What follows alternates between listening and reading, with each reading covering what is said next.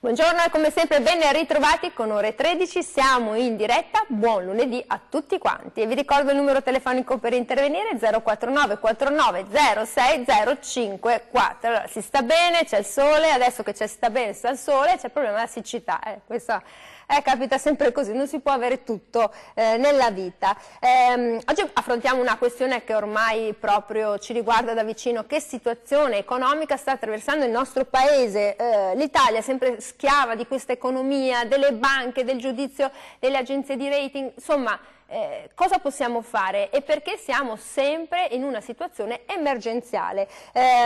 Discutiamo il tutto con il piacere di avere in studio Federico Canera, assessore al turismo della Regione del Veneto. Benvenuto Assessore. Buongiorno a tutti voi. Poi abbiamo il piacere di avere in studio con il Rafael Raduzzi, deputato del Movimento 5 Stelle. Benvenuto. Buongiorno, grazie dell'invito. E il piacere di avere in studio con Alessandro Bisato, segretario del Partito Democratico della Regione del Veneto. Buongiorno a tutti. Sempre con le spalle grosse lei, eh? Devo.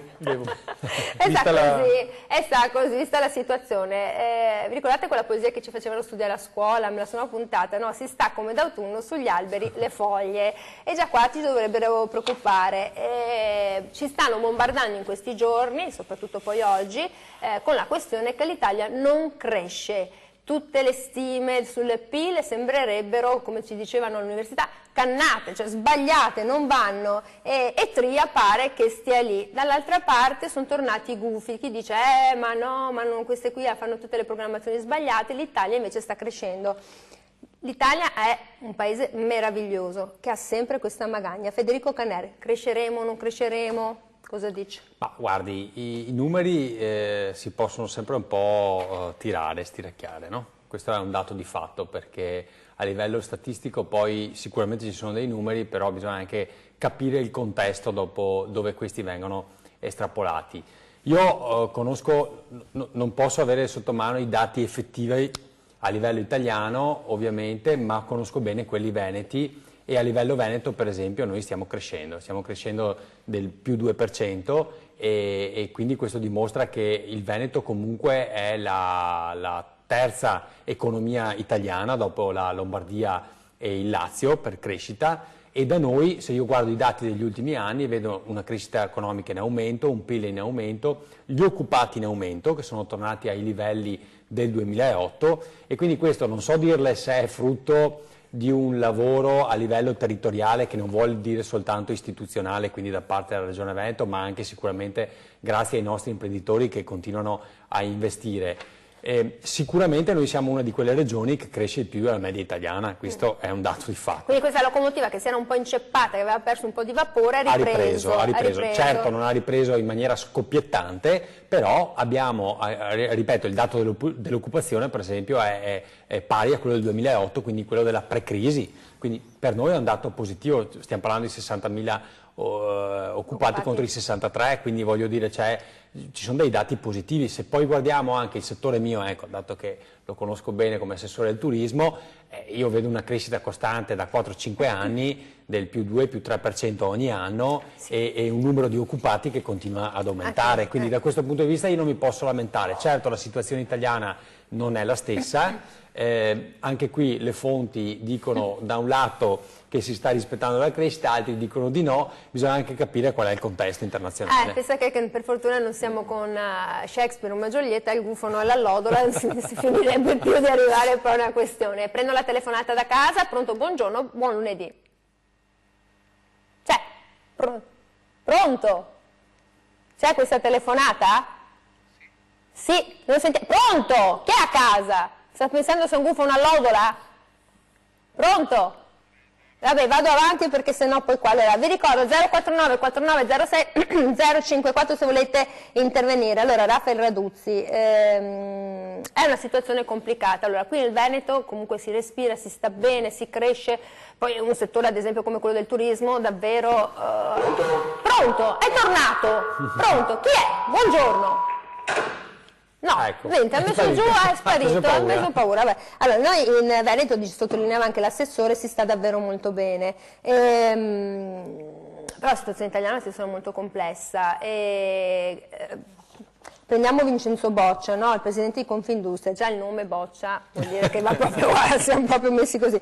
Dice la crescita non c'è, ma dobbiamo darci la mossa, non dobbiamo continuamente galleggiare, c'è bisogno di una manovra correttiva, siamo se no in una paralisi continua. E sono parole molto dure dal presidente di Confindustria, perché dice siamo in recessione, poi ci sono stati tutti i dati, no, del centro studi di Confindustria. Ma di sicuro lei sta a Roma, no? Io sto a Roma. È qua, oggi è qui a Padova. Sono a Padova, sì.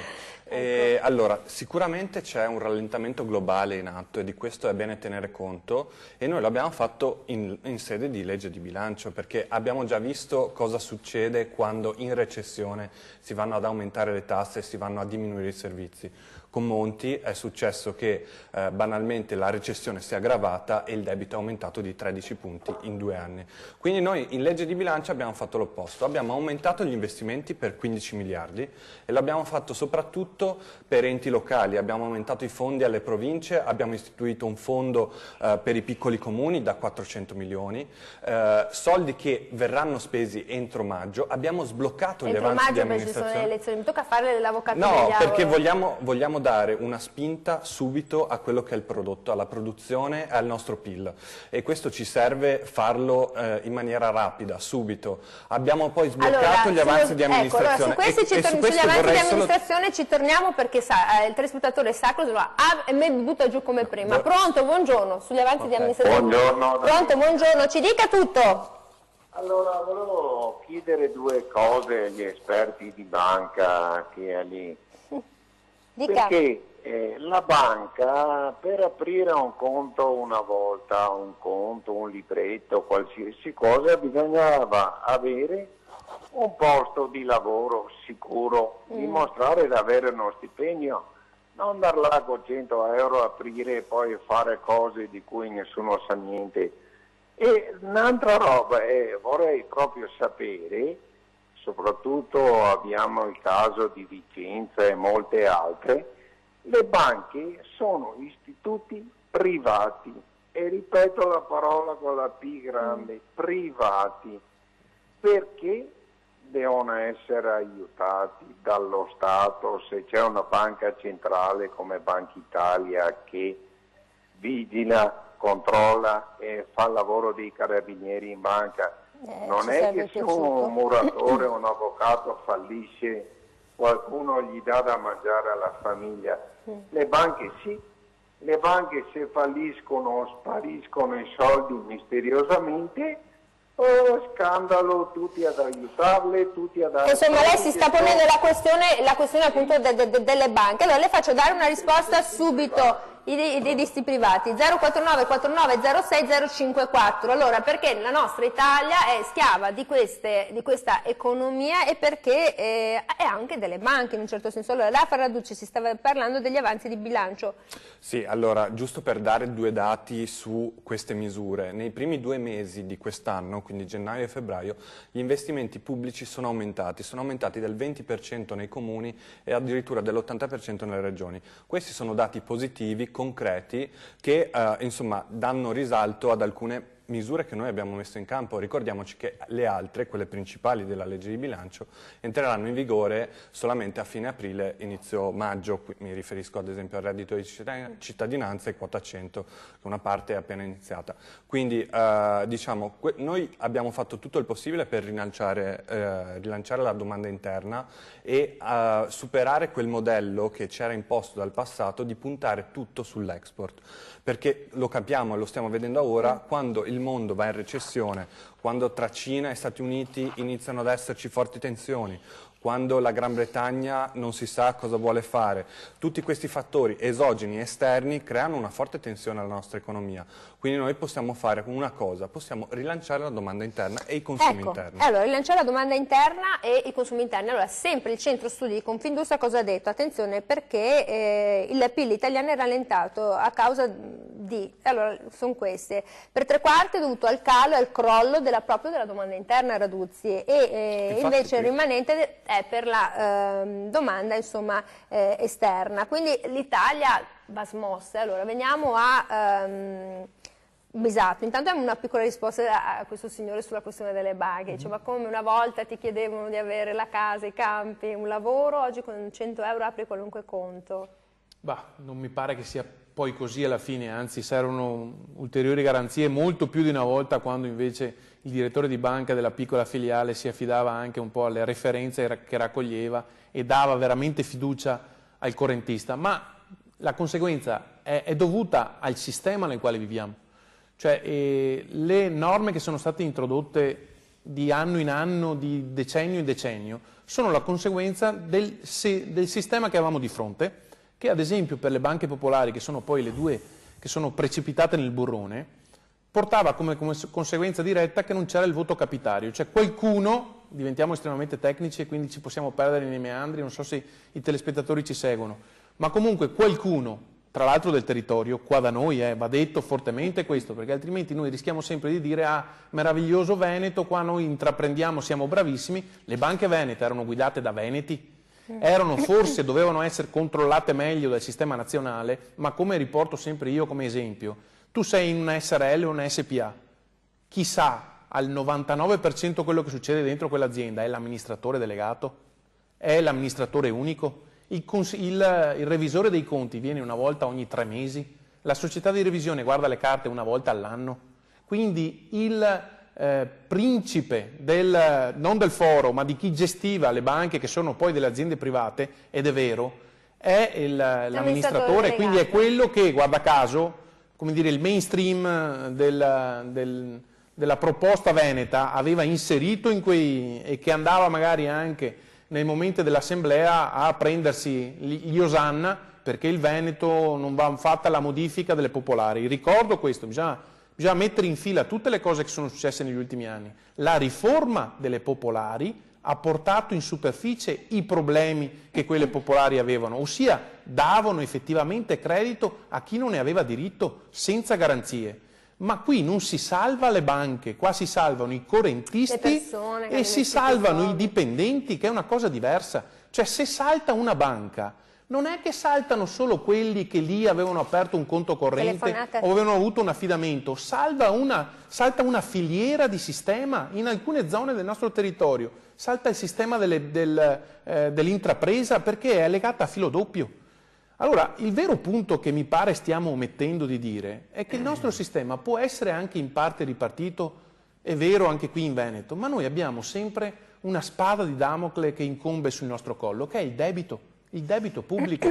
Allora, se io ho fatto l'attività di bilancio dello Stato, e lo sapevamo che andava a finire così, lo si diceva in tutte le forme, a dicembre noi abbiamo contrattato con l'Europa deficit, cioè fare più debito. No. Avevamo già il debito, il 2,04, quello è, fare deficit per 2,04, quando all'inizio si chiedeva 2,4. Contesta che la manovra sia stata fatta sul debito. No, ma no, non solo quello.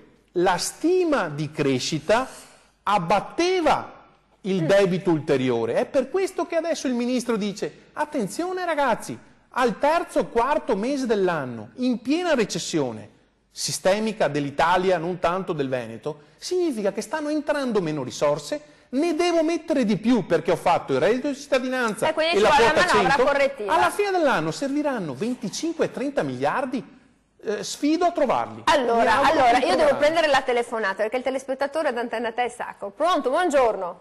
Pronto, buongiorno a lei. Buongiorno. Volevo fare una domanda a tutti e tre, ma specialmente a Caner. Caner, cosa pensa di Berlusconi che ha detto che a comandare veramente sono i 5 Stelle e non la Lega? Poi volevo chiedervi, come farete quest'estate con mancanza di acqua ad avere tanto turismo? Per concludere dico che ieri sera un comico romano ha detto che ai romani piace mangiare, bere, ma il romano non ha voglia di lavorare. Cosa ne pensate? Grazie.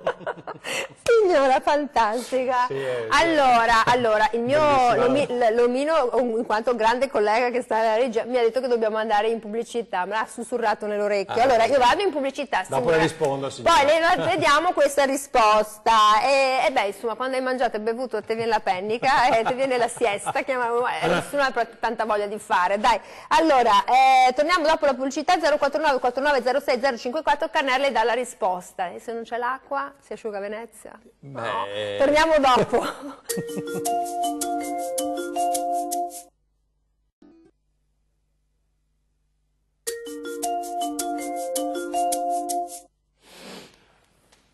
Eccoci qui, siamo tornati in diretta, ci vedete un po' gaudenti, perché siamo fatti un po' di risate durante la pubblicità, ma mica su cose insomma, su cui bisognava insomma, un po' essere ilari. Ci ha chiamato la signora prima, intanto ricordo il numero telefonico 049 49 06 054 e ci ha detto, no, la questione di Berlusconi.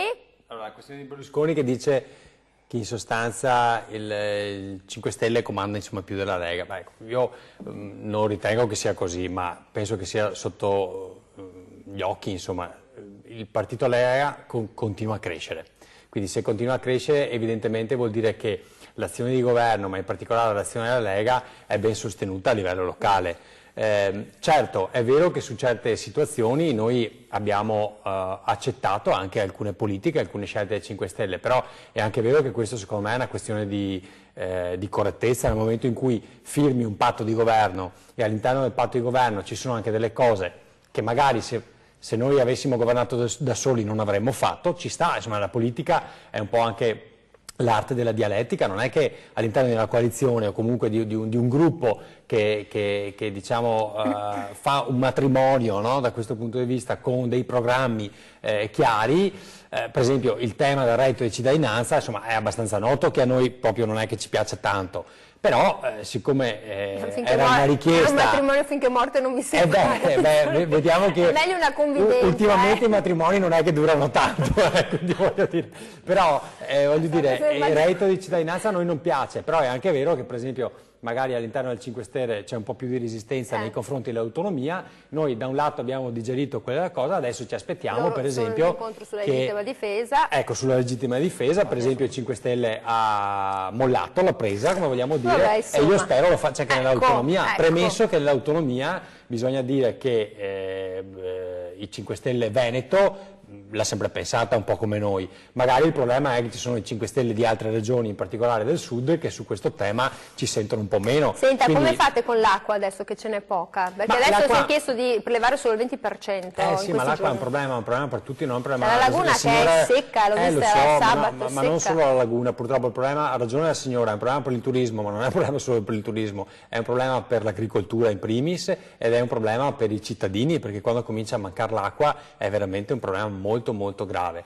E noi ci siamo anche attrezzati in questi anni come Regione Veneto per cercare di aumentare anche i bacini di raccolta, che da un lato ci servono come invasi per quando abbiamo acqua abbondante da poter tenere e preservare nei momenti di siccità, dall'altra ci servono proprio per le situazioni tipo il tornado Vaia dell'ottobre dell'anno scorso, che ha fatto i disastri che tutti conosciamo. Se non avessimo fatto 300 milioni di opere idrauliche sul territorio saremmo andati sotto in mezzo Veneto. Insomma, sulla questione poi della siesta, insomma, quella dai, ci facciamo un siesta, sorriso, insomma, dai. va bene.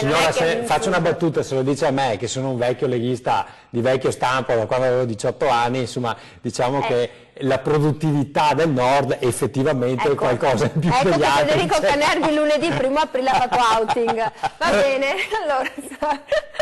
Allora, Raffaele Raduzzi, la situazione è molto complicata, lui dice, insomma, abbiamo fatto anche questo matrimonio, ci sono situazioni all'interno poi di due personalità molto diverse, mettiamola così, su cui ci si scontra, ma su questo dato economico invece voi insistete molto, che tutto stia andando, insomma, non dico per il verso giusto, ma che troverà la sua strada. Intanto ci tengo a rassicurare che appunto anche noi siamo profondamente convinti della questione autonomia. Bene, poi le cose devono essere fatte bene, abbiamo visto con la riforma del titolo quinto quanti danni quella riforma ha fatto un po' così in fretta e furia, ha causato anche in termini di è che io frequento Roma perché faccio parte della conferenza Stato-Regioni e onestamente ogni tanto mi agito un po' quando sento qualche collega, non solo di 5 Stelle in generale, ma soprattutto appunto, proveniente dal sud, che su sto tema qua hanno sempre paura che gli portiamo via qualcosa. È la quinta volta che rinviate la firma? No, ma sai qual è il concetto? Poi ti ripasso la parola, ma solo perché lo voglio spiegare.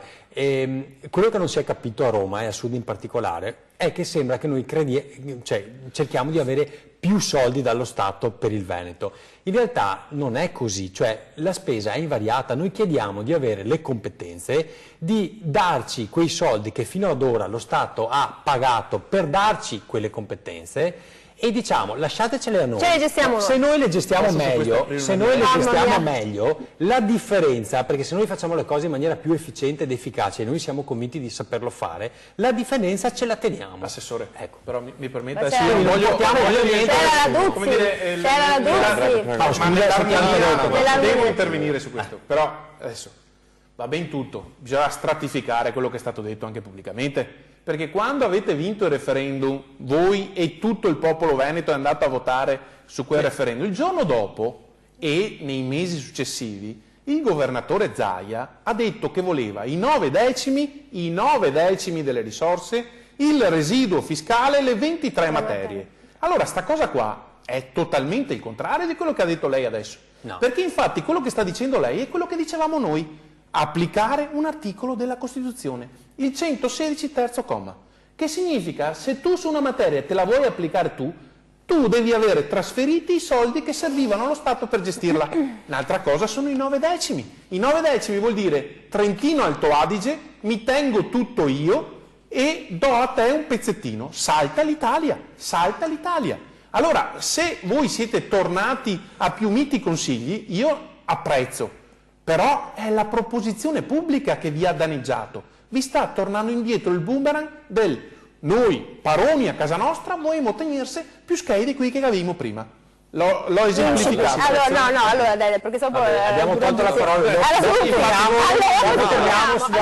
La Duzzi, se però prendo Matteo Salvini, ha detto le previsioni di Confindustria verranno smentite clamorosamente dai fatti e quindi lei dice, allora, anche la Lega dice no, attenzione, tutte questi gufi, queste sirene che gridano che stiamo fermi, però siamo fermi, ce lo dice oggi, allora, ce l'ha detto Juncker, ce l'ha detto Tria. Beh, se ce l'ha detto Juncker vuol dire che siamo in una botte di ferro, mi permetta. Oggi va subito a questo incontro.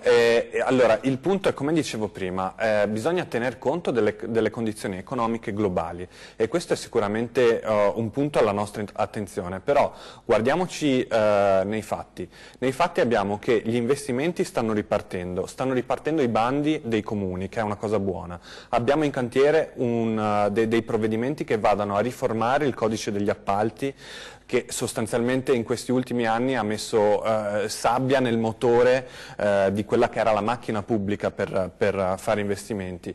Quindi abbiamo in cantiere tutta una serie di iniziative volte ad aumentare la crescita.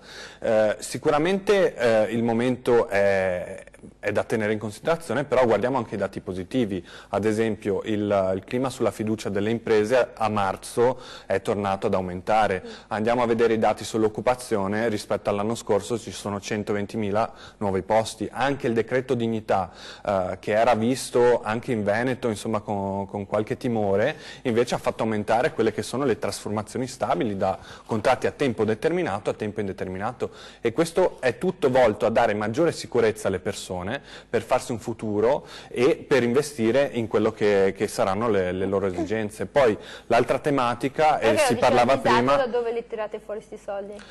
Perché o si sterilizza l'IVA o si fa salire il deficit pubblico al 3,5%. Noi abbiamo aumentato le tasse a certe categorie, tipo il gioco d'azzardo, le assicurazioni. Dall'altra parte abbiamo tolto tasse a tutto quello che è il mondo produttivo delle piccole e medie imprese. Quindi abbiamo riequilibrato chi prima non pagava nulla, i grandi colossi, penso anche ai colossi di internet che abbiamo iniziato a tassare con una web tax, gli viene chiesto uno sforzo maggiore, mentre alle nostre piccole e medie imprese, ai piccoli imprenditori e ai professionisti è stato sgravato qualcosa. Però insomma quelli in Confindustria dicono potete sgravare pagare di più perché così come sono le cose, Ma di comunque sicuro per noi il costo del lavoro in Italia continua ad essere molto infatti noi abbiamo elevato. iniziato diminuendo i premi INAIL, questo è un primo passaggio, poi lo sappiamo, le cose da fare sul costo del lavoro sono tante, quindi i nostri imprenditori hanno effettivamente un peso sulle spalle troppo grosso per quella che è la nostra economia. L'altro tema è quello bancario. Ecco, su quello ci torniamo, adesso perché poi torniamo da Bisato. 049 4906 054, allora dite la vostra, ma questa Italia perché è così ingessata? È colpa di questa economia che è stata generata, è colpa anche del sistema bancario che non ci ha dato fiducia, ecco, in cui noi non diamo più fiducia. Torniamo dopo la pubblicità.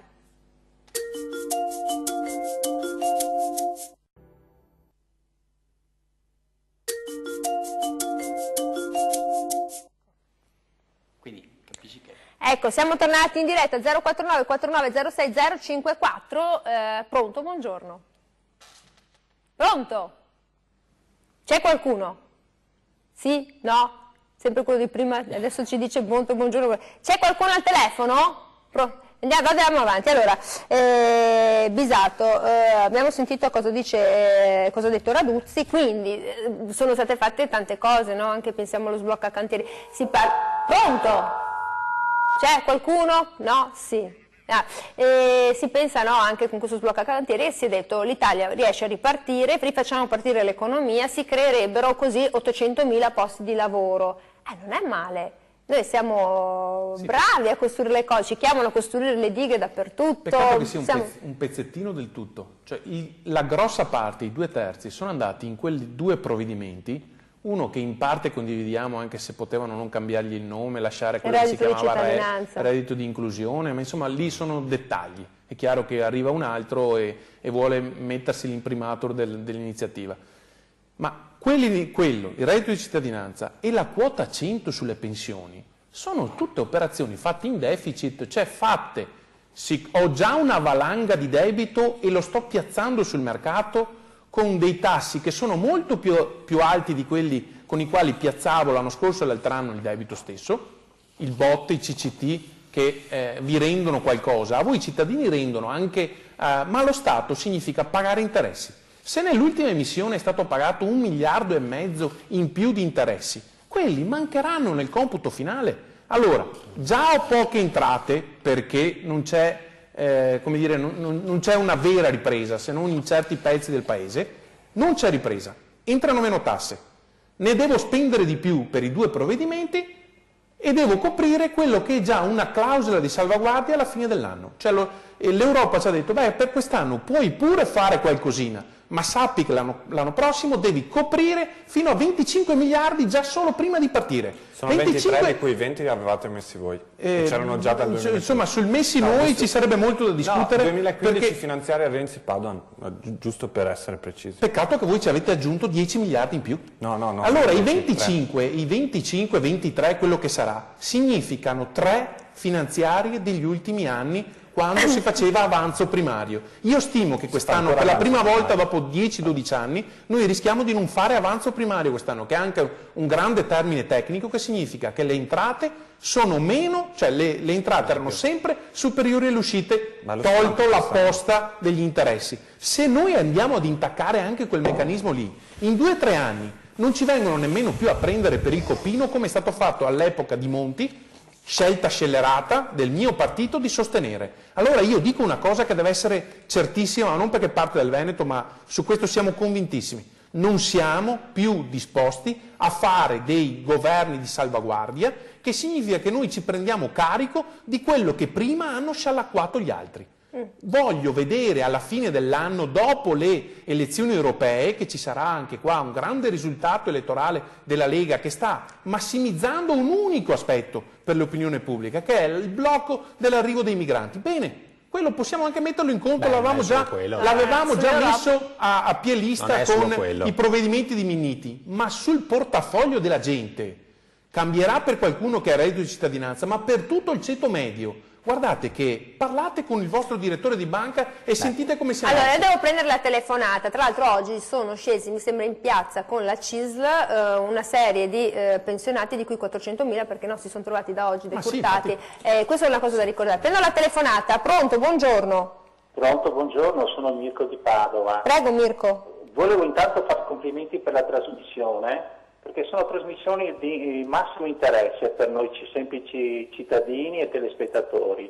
Un saluto ai suoi ospiti. Mi permetto solo di dire una cosa all'ospite mi sembra del 5 Stelle, che parla dell'autonomia veneta. Abbiamo poco da imparare, sa, da mettere a posto con le altre regioni dell'autonomia. Ho sentito poco tempo fa una trasmissione, non è l'Arena di Giletti.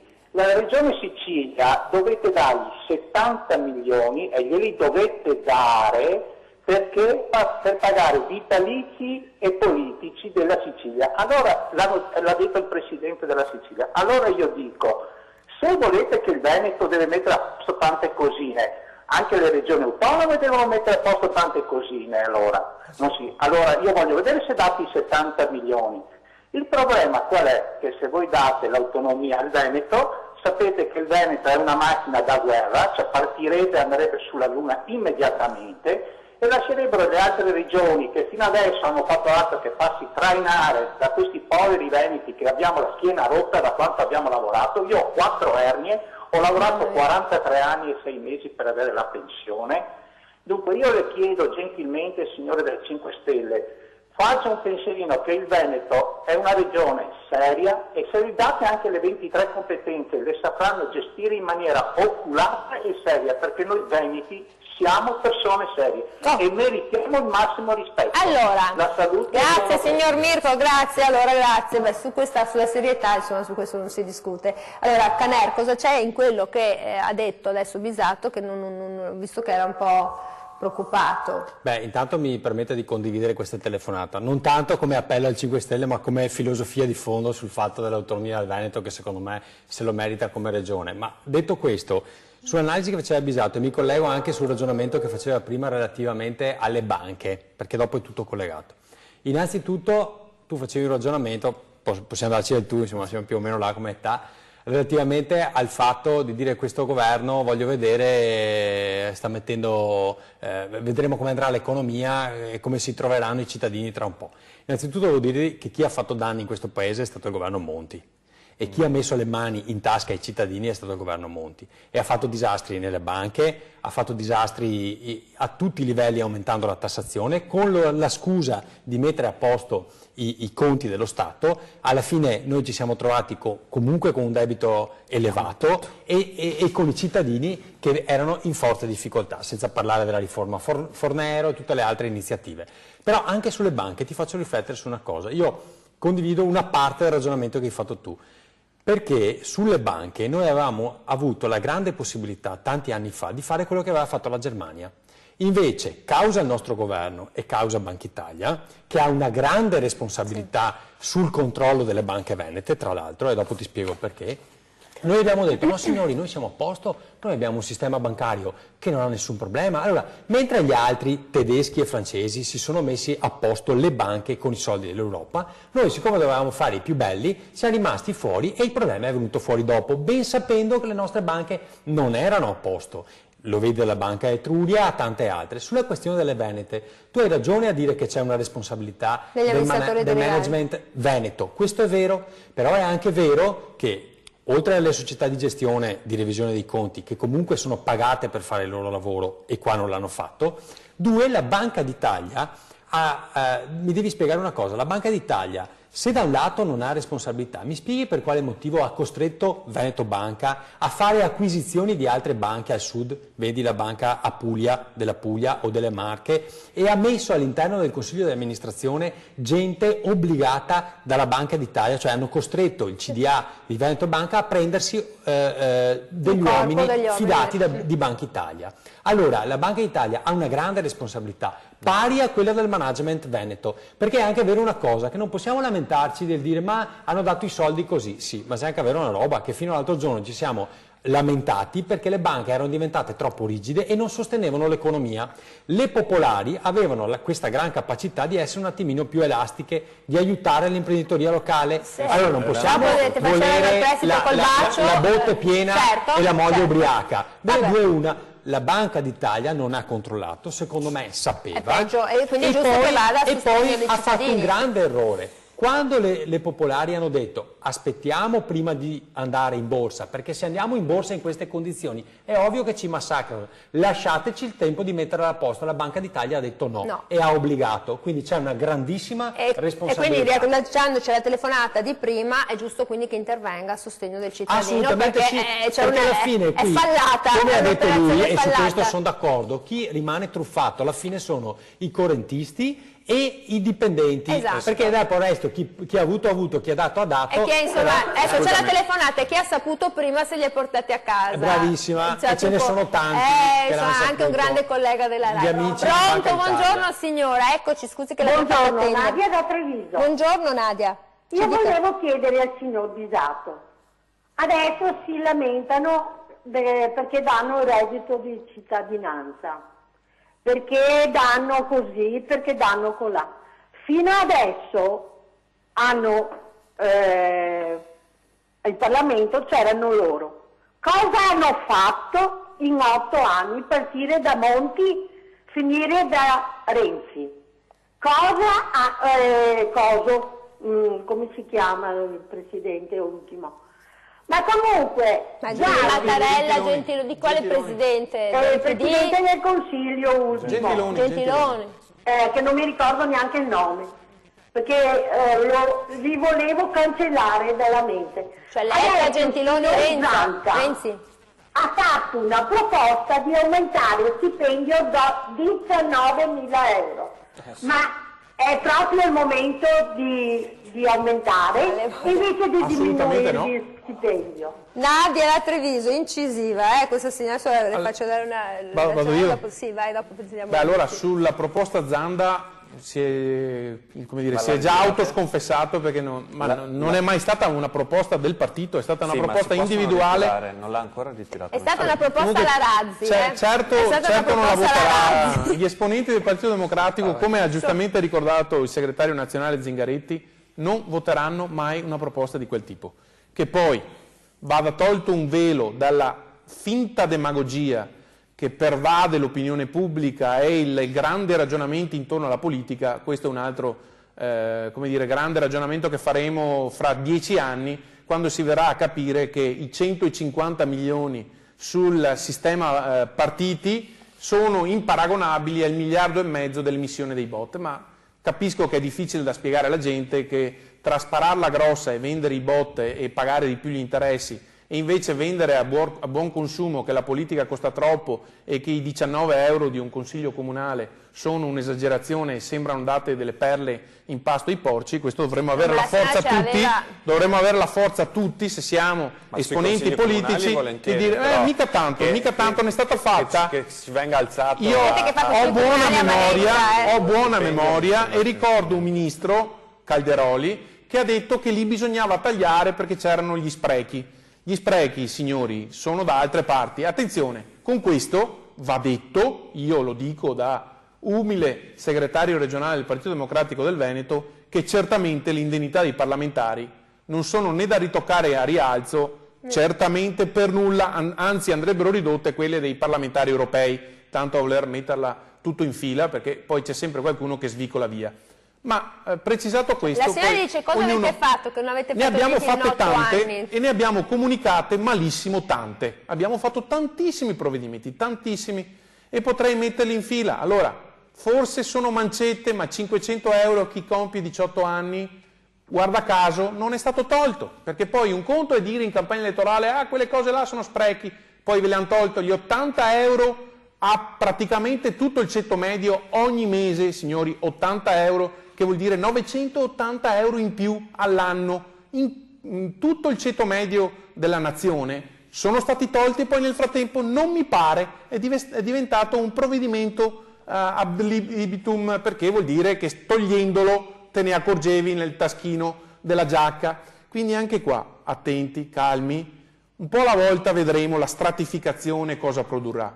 Io so che adesso si stanno facendo delle cose come hanno fatto i governi precedenti, ma c'è una conseguenza diretta. Non vorrei, come ho ricordato prima, che che dovessimo poi fare i conti con il Draghi di turno adesso, perché il salvatore della patria potrebbe chiamarsi Mario Draghi, e a quel punto, da buon governatore della Banca d'Europa e prima ancora quella italiana, facesse come fa un professore universitario: 1 più 1 deve far 2, perché Monti ha tanti dipende se è un difetti. sistema binario, perché il sistema binario 1 più 1 fa 3, l'abbiamo studiato tutti a scuola, attenzione, sì, perché poi peccato che poi in banca, se tu li hai in debito, li devi restituire. E allora Monti ha tanti difetti, ha tantissimi difetti, ma la storia dirà che ci ha evitato di fare la fine della Grecia. E guardate, signori, che in Grecia dalla sera alla mattina gli hanno tolto lo stipendio, gliel'hanno tagliato del 30%. Sulla Grecia hanno esagerato e l'ha messo anche Juncker. Ma sulla Grecia lì da bastonare è chi l'ha fatta entrare in quel momento senza controllare, come è successo con la Banca d'Italia. È inutile, il povera popolazione ci ha rimesso, ma lì era da bastonare l'Unione Europea nella sua BCE. Carissima dottoressa, lei ha ragione, ma andrebbe aggiunto che ad esempio nella grande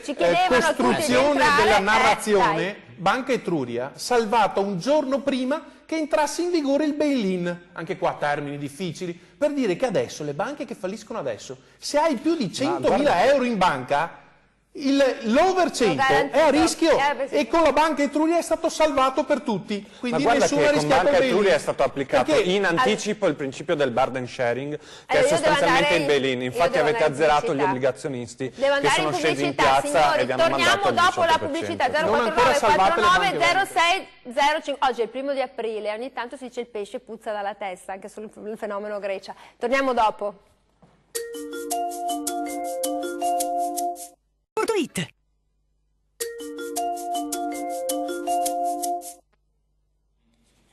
Ecco qui, siamo tornati in diretta, 049 49 06 054, stavamo parlando di questi medici di base. No, non sono quelli di base. No, vabbè, tutti i medici che va in pensione, secondo me, se uno si sogna di notte va in pensione, invece delle pecore, è questa cosa qua. Pronto, buongiorno, poi sentiamo Raduzzi. Pronto? Buongiorno. Buongiorno. Allora, intanto complimenti, siete bravi e belli. Abbiamo chiesto le luci. No, è che le dico la verità, prima della trasmissione il collega è venuto, ci ha sistemato le luci, le abbiamo chieste alla Barbara D'Urso. Ecco, le ho detto un segreto. Ci dica tutto.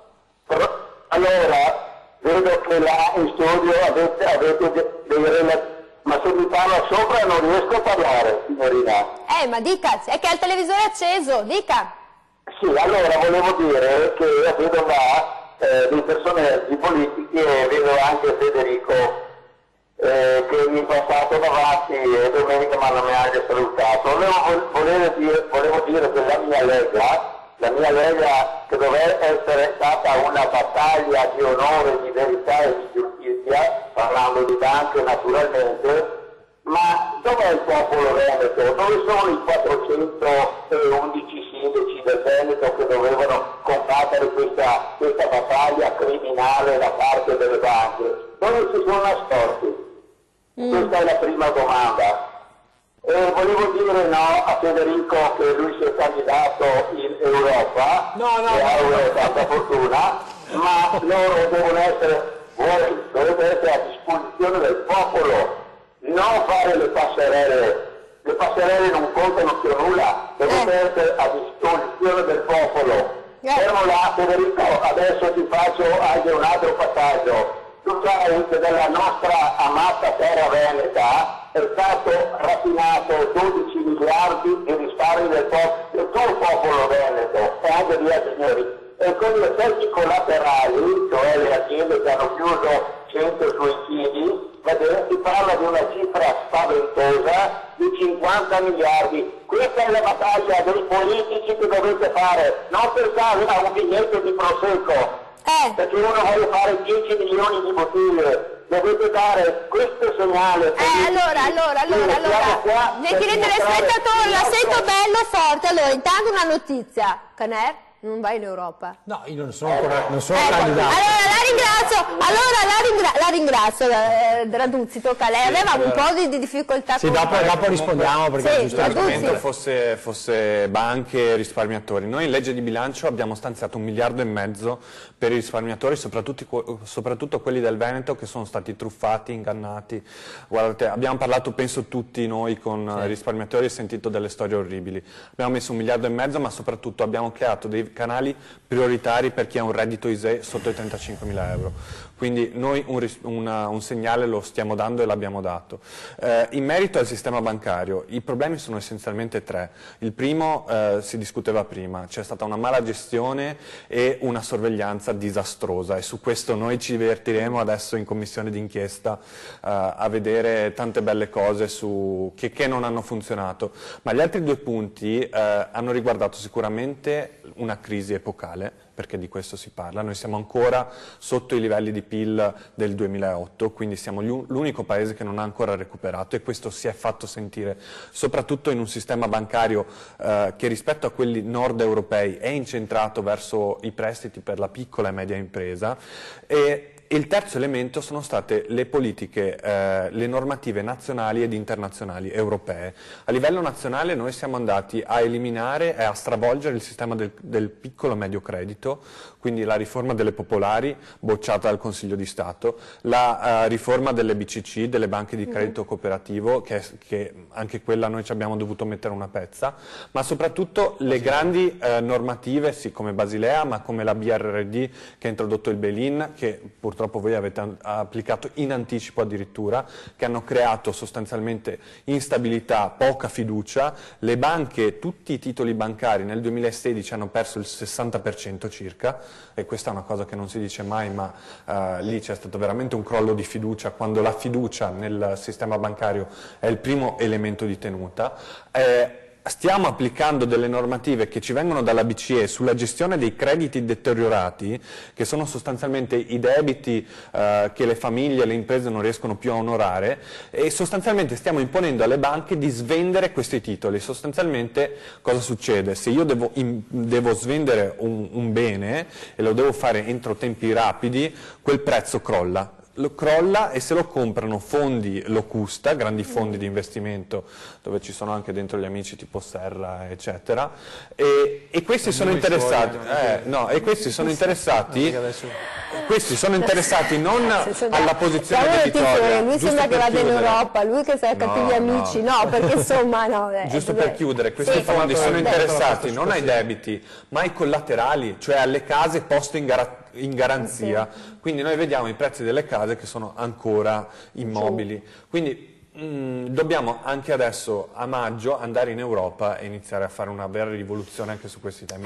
Come in Europa sono tematiche che poi chiudono gli occhi davanti ai derivati tedeschi e con noi che amici ha abisato? Non volevo dire amici suoi, ma amici di partito, diciamo. Un meraviglioso ragionamento tecnico e teorico che poi confligge direttamente con la mancanza di decreti attuativi. E soprattutto, ad esempio, per le banche venete, dico a tutti quelli che ci ascoltano, guardate che prima era stato approvato, non messe le risorse, e questo ammetto, noi arriviamo sempre lunghi, come Correi.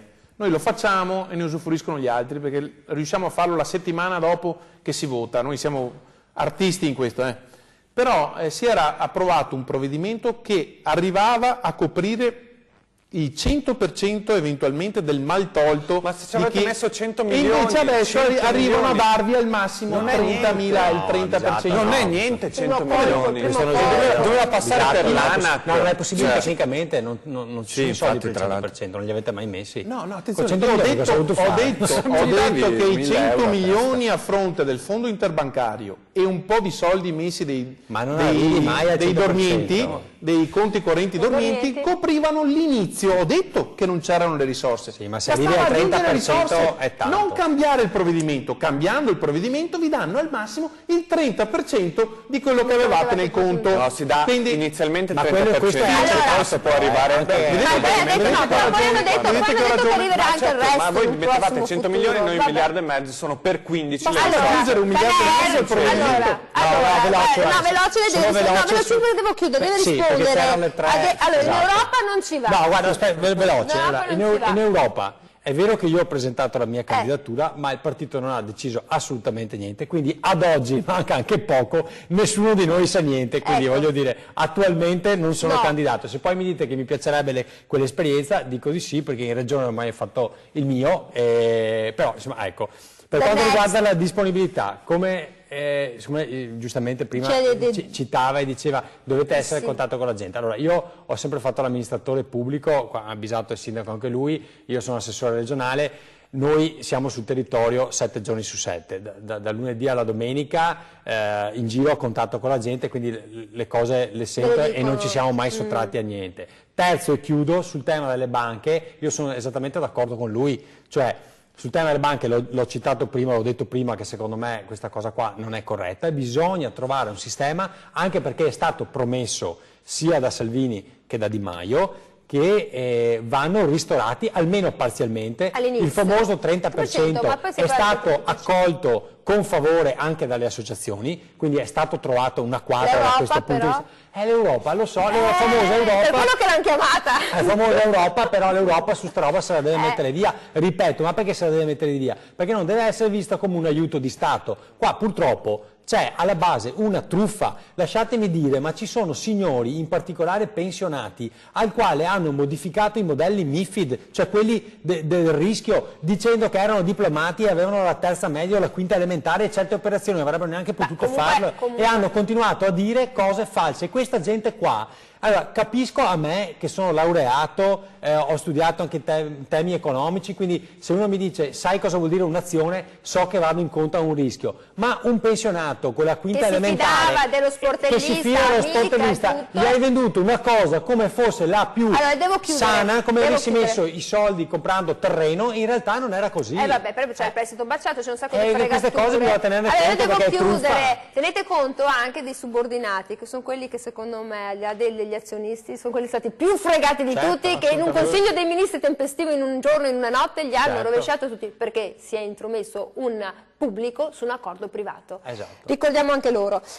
Io ringrazio tutti coloro che ci hanno chiamato, chi ci ha guardato, chi non abbiamo fatto in tempo a ricevere tutte le telefonate. Allora, grazie a Federico Caner, in bilico tra l'Italia e l'Oltralpe, assessore al turismo della regione del Veneto, e viva comunque il Veneto perché acchiappa col turismo. Assolutamente. Grazie a Raffaele Raduzzi, deputato del Movimento 5 Stelle, per essere stato con noi. Grazie a voi dell'invito. E grazie ad Alessandro Bisato, segretario del Partito Democratico della regione del Veneto. Buona giornata. Vigoroso. Parigi salvata in un quarto d'ora come gli altri due. Buon pesce d'aprile a tutti quanti. Noi torniamo domani.